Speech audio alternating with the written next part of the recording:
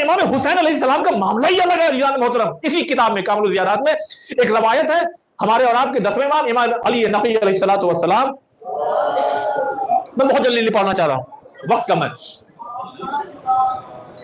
कहते अबू हाशिम जाफरी का, जी मौला का इधर आइए, मुझे जरा सा वरम महसूस हो रहा है। यानी जाहिरी तौर पर इमाम क्या कह रहे हैं, मेरी तबीयत ठीक नहीं है।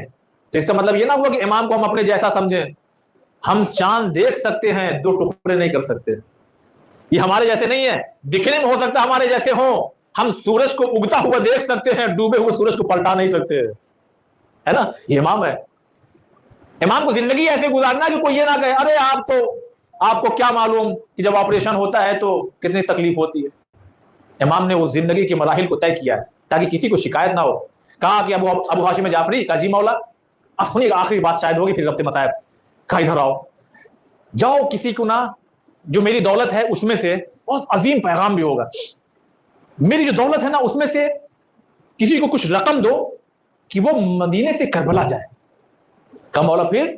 कब? उससे ये कहना कि जहां कब्र हुसैन है, जो कुब्बा बना हुआ है, जो हायर है ना, जो कुब्बा बना हुआ है, कहना कि वहां जाकर के कब्र हुसैन के करीब में जाकर के वो मेरे हक में दुआ करे।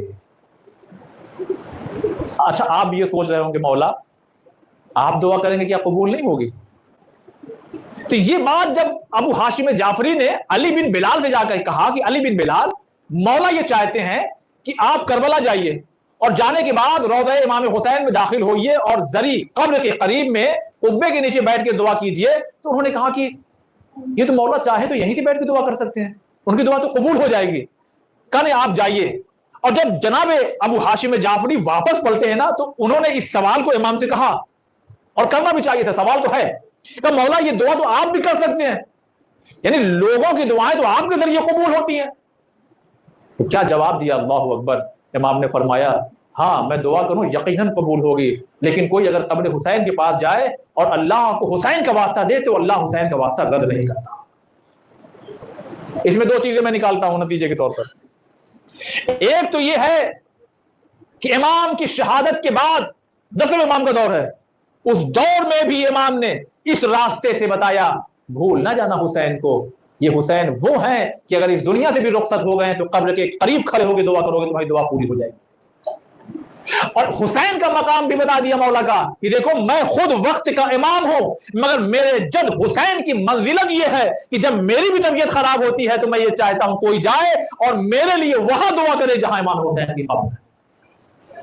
और कोई एक और पैगाम शायद यहां से बिल्कुल फिट ना हो, लेकिन समझ में आ रहा है। अल्लाह ने अगर आपको साहिब हैसियत बनाया है ना, और आपकी इतनी तबीयत खराब है कि आप जा नहीं सकते, तो फिर कम से कम आप ये जरूर कर सकते हैं इमाम के इस वाक़े से नतीजा लेते हुए कि अगर आप नहीं जा सकते ना, तो आप तलाश करो किसी ऐसे इंसान की कि जिससे तुम कहो भाई मेरे जाओ, मेरी तरफ से ये रकम लो और जाओ करबला चले जाओ, और जब कब्र हुसैन पे पहुंचना तो मेरे हक में दुआ कर देना। सल्लल्लाहु अलैहि वसल्लम।